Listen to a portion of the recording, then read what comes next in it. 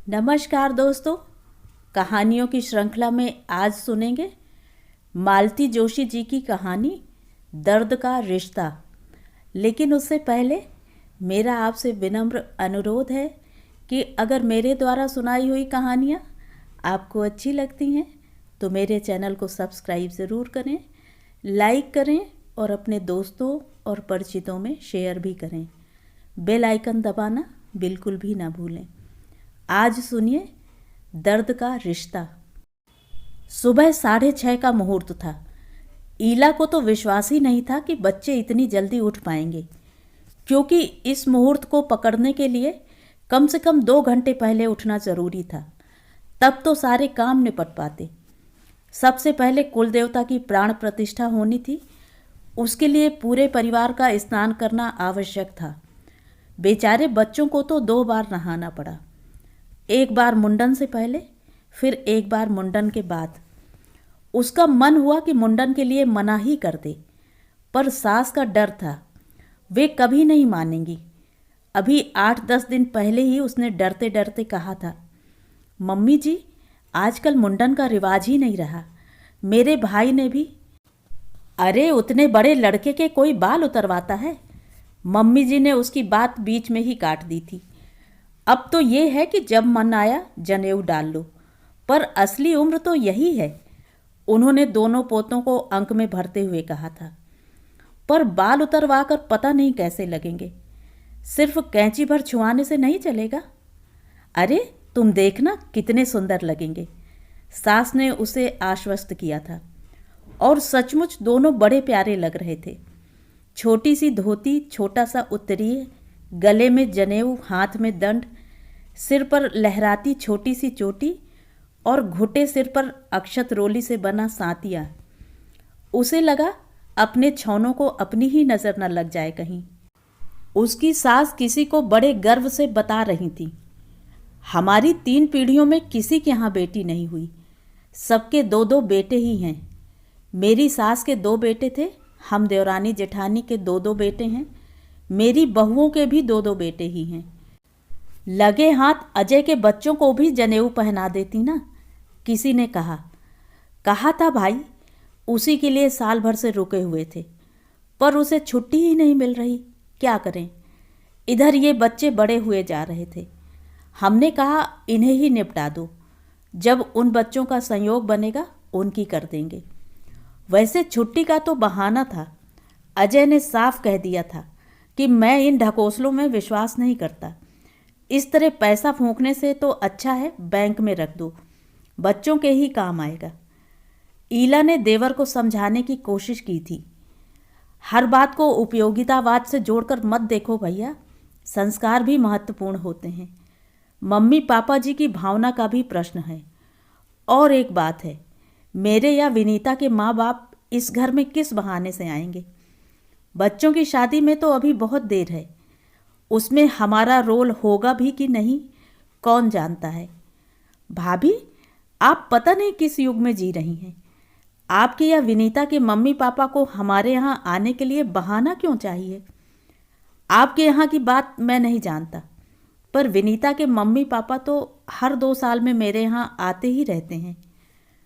पापा जी ने मनाने की चेष्टा की थी, तुम खर्च को लेकर परेशान मत हो, यहाँ तुम्हें 1 पाई भी खर्च करने की ज़रूरत नहीं है। हम जानते हैं आने जाने में ही तुम्हारा काफ़ी पैसा उठ जाता है।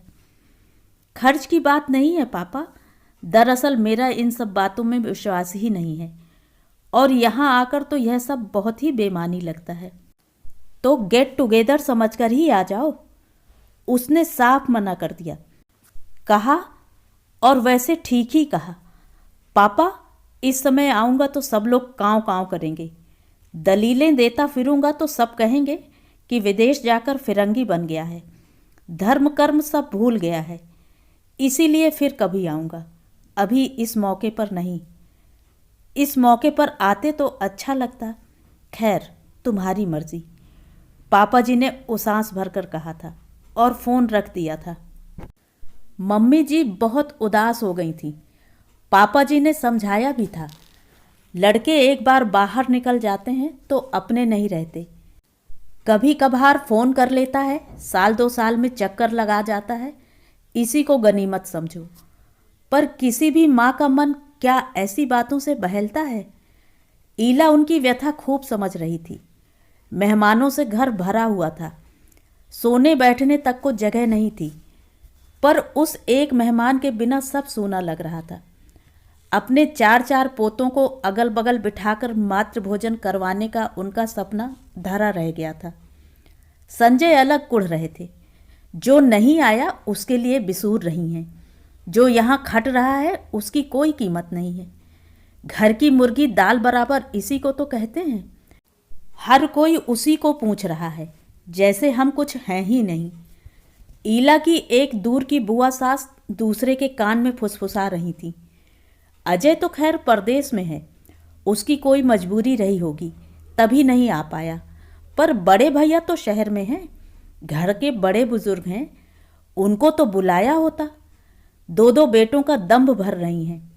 ना इनकी सास के बेटे साथ रहे हैं, ना इनके अपने बेटे साथ में हैं। अगली पीढ़ी के लिए तो सोचना ही बेकार है।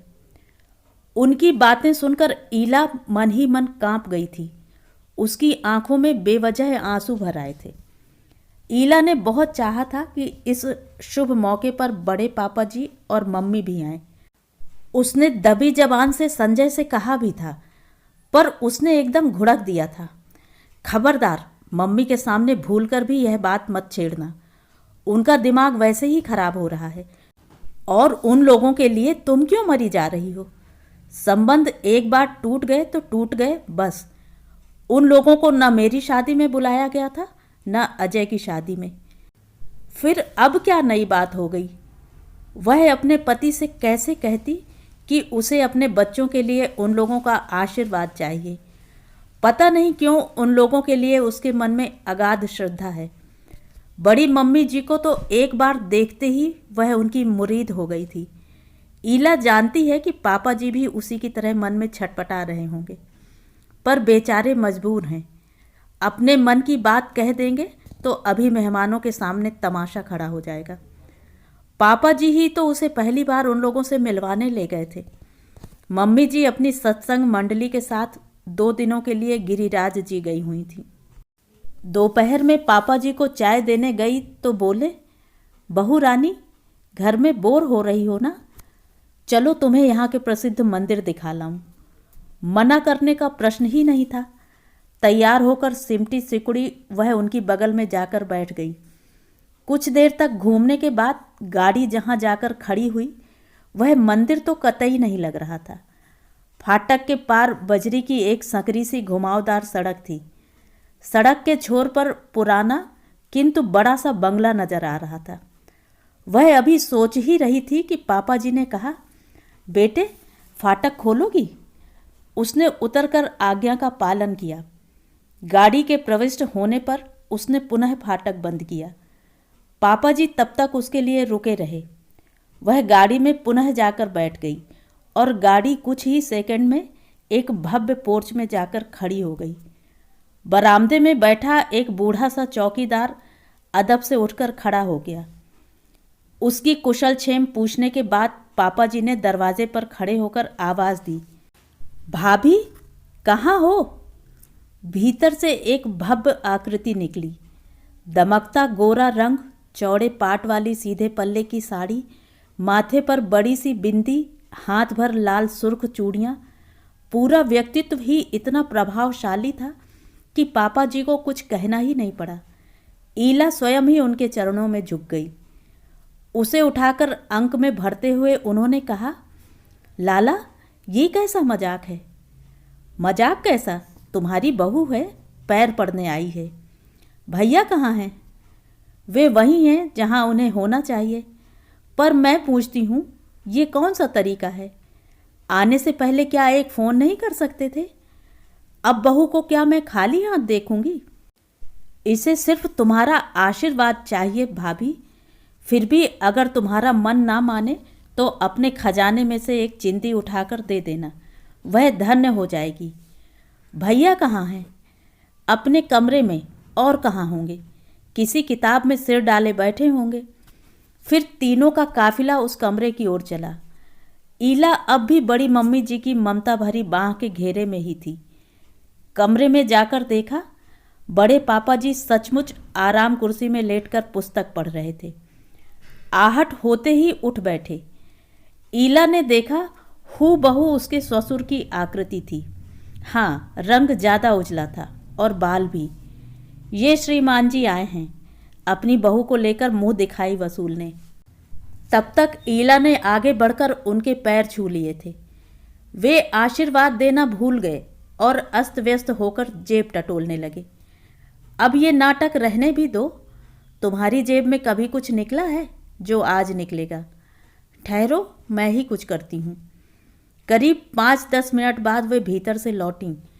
उनके हाथ में एक मखमली डिबिया थी। पति को पकड़ाते हुए बोली, लो, ये बहू को दो। इसमें क्या है? कन खजूरा है। तुम्हें इन सब बातों से क्या मतलब है? तुम तो बस दे दो।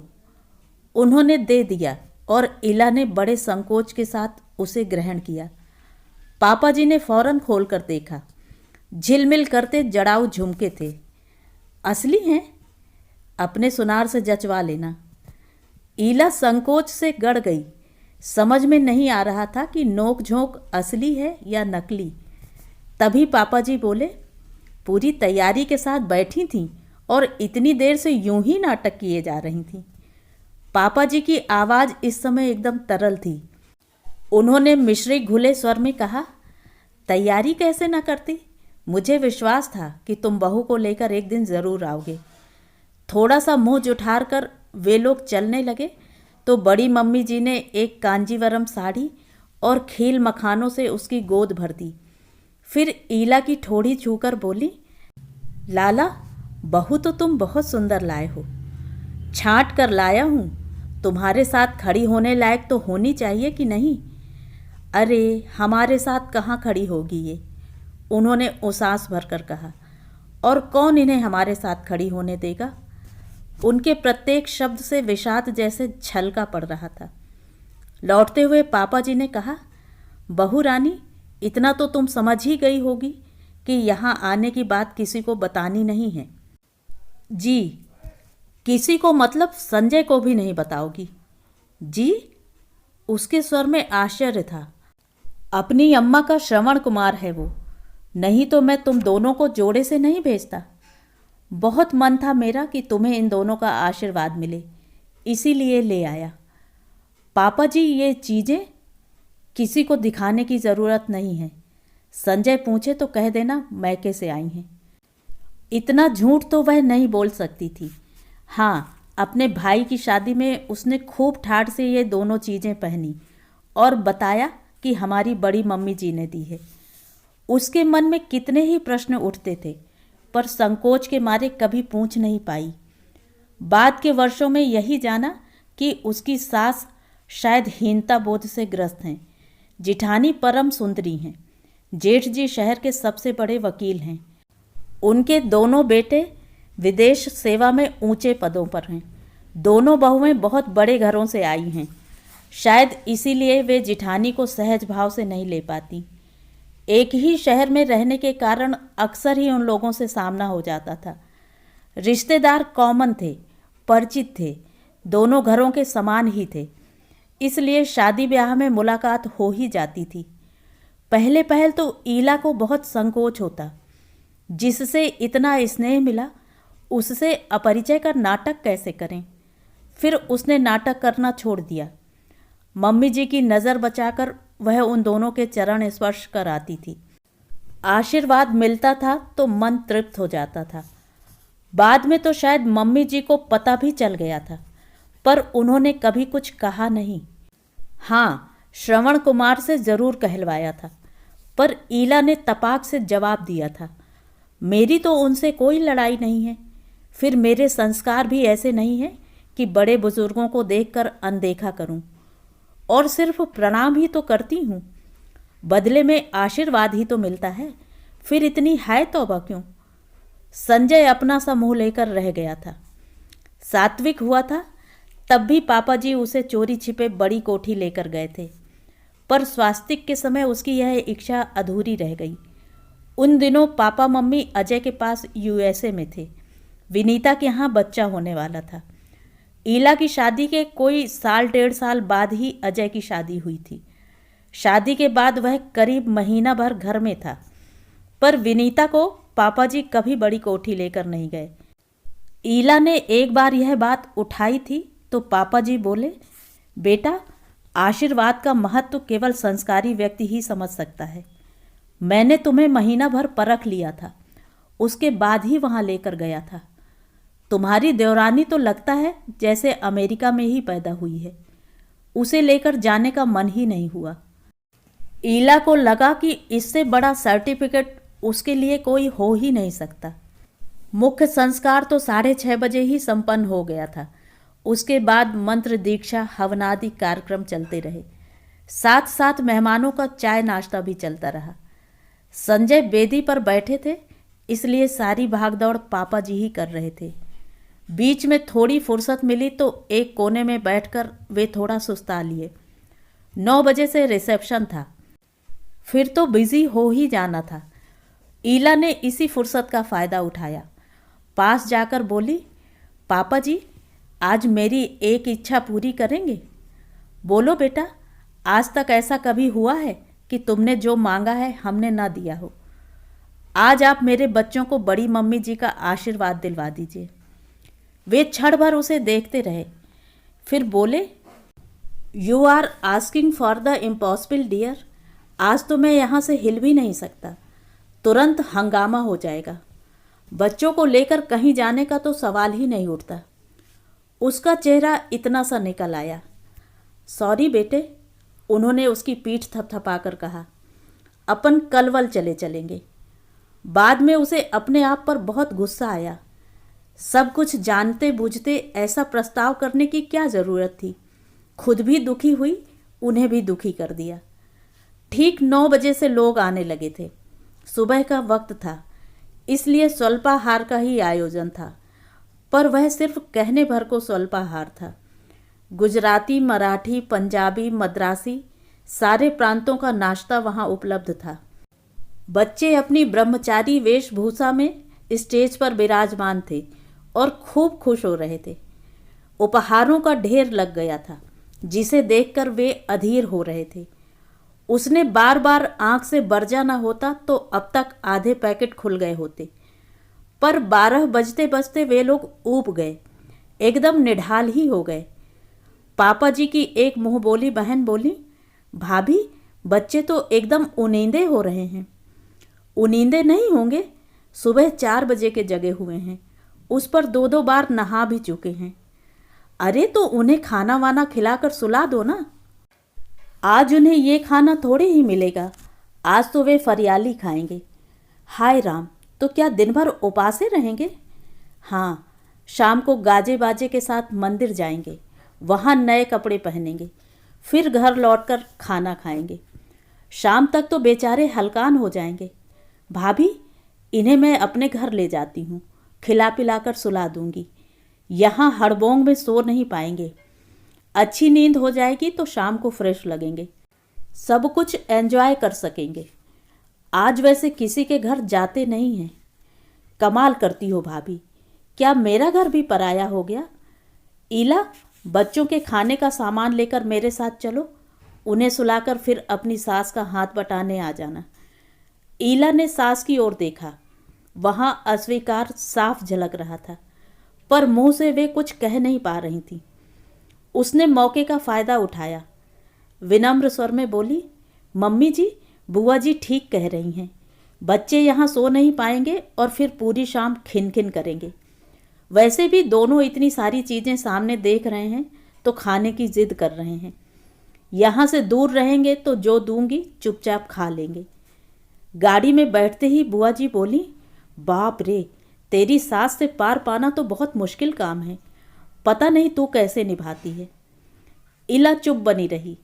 जानती है, रिश्तेदारों से बात करते समय अतिरिक्त सावधानी बरतनी चाहिए। कब कौन सी किस रूप में कहाँ पहुँच जाएगी पता नहीं।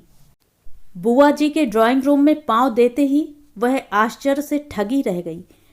अपनी चिरपरिचित मुस्कान के साथ बड़ी मम्मी जी स्वागत के लिए खड़ी थीं। खुशी के आवेग में वह तो पांव छूना ही भूल गई, एकदम जाकर लिपट गई। सच मम्मी जी, आज तो भगवान से और कुछ भी मांगती तो मिल जाता। सुबह से आपकी याद आ रही थी, चाहती थी आज मेरे बच्चों को आपका आशीर्वाद मिले, और देखिए भगवान ने मेरी मुराद पूरी कर दी। चलो बच्चों, दादी को प्रणाम करो। पागल हुई हो? आज कोई इनसे प्रणाम करवाता है? आज तो प्रणाम हम इन्हें करेंगे। लो ब्रह्मचारी जी महाराज, अपनी झोली तो आगे करो। और उन्होंने मेवा मिष्ठानों से उन दोनों की झोली भर दी। फिर उन्होंने पर्स में से लाल रंग की 2 डिब्बियां निकाली। सोने के जनेऊ थे। वे सात्विक को पहनाने ही जा रही थीं कि ईला ने उनके हाथ पकड़ लिए। मम्मी जी, आप अब तक देती ही रही हैं और मैं आपकी दी हुई हर चीज़ को सिर माथे लेती रही हूँ, पर आपसे हाथ जोड़कर कहती हूँ इस बार क्षमा कीजिए। पर क्यों? यह तो बच्चों का नेग है। नेग तो है, पर मैं इन्हें कभी पहना नहीं पाऊंगी, ना उनसे झूठ बुलवा पाऊंगी कि यह उनकी नानी ने दिया है। बच्चों को अभी से छल प्रपंच नहीं सिखाना चाहती। वह तो सिखाना ही पड़ेगा, नहीं तो अभी घर जाकर मेरे बारे में बता नहीं देंगे। नहीं बताएंगे। आज सुबह से कोई दर्जन भर दादी लोगों का आशीर्वाद ले चुके हैं, काफ़ी कंफ्यूज्ड हैं। हाँ, अगर जताकर मना करूंगी तो ज़रूर बता देंगे। बुआ जी अब तक चुप बैठी थीं, एकदम बोल उठीं।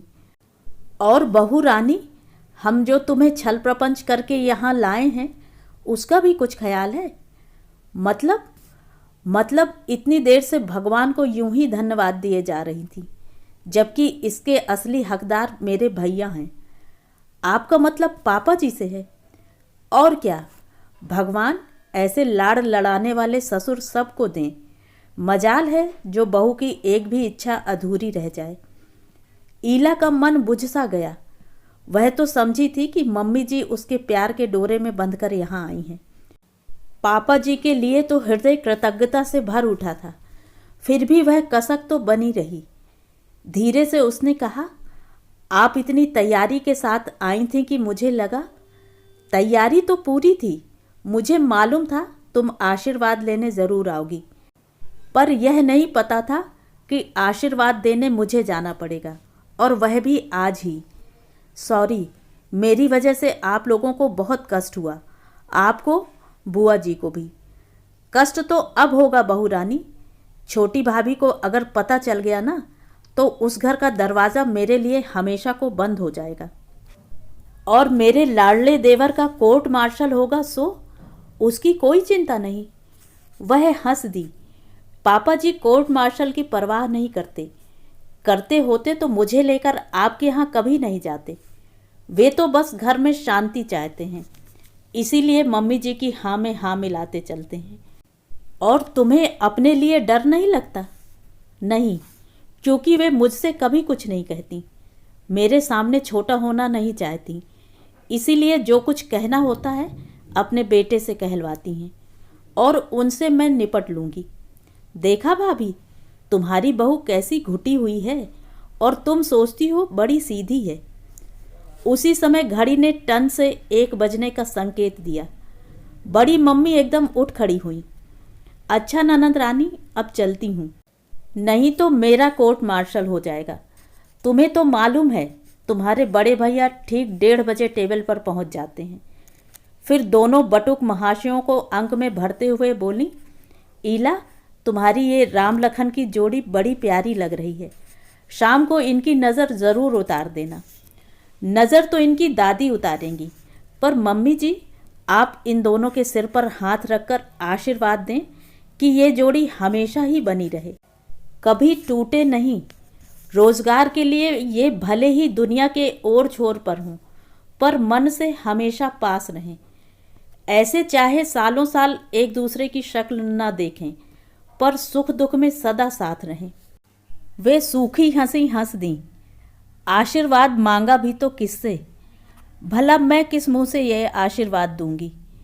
आप ही दे सकती हैं, क्योंकि आप इस अलगाव की पीड़ा को समझती हैं। आप भी इस दर्द को उसी शिद्दत के साथ महसूस करती हैं जितना कि मैं। इसीलिए आपके आशीर्वाद में बल होगा, वह ज़रूर फलेगा। दोनों बच्चों के सिर पर हाथ रखते हुए उन्होंने कहा, मेरे आशीर्वाद में हो न हो, पर तुम्हारी श्रद्धा में, तुम्हारे संस्कार में ज़रूर बल है, वे व्यर्थ नहीं होंगे। तो ये थी कहानी।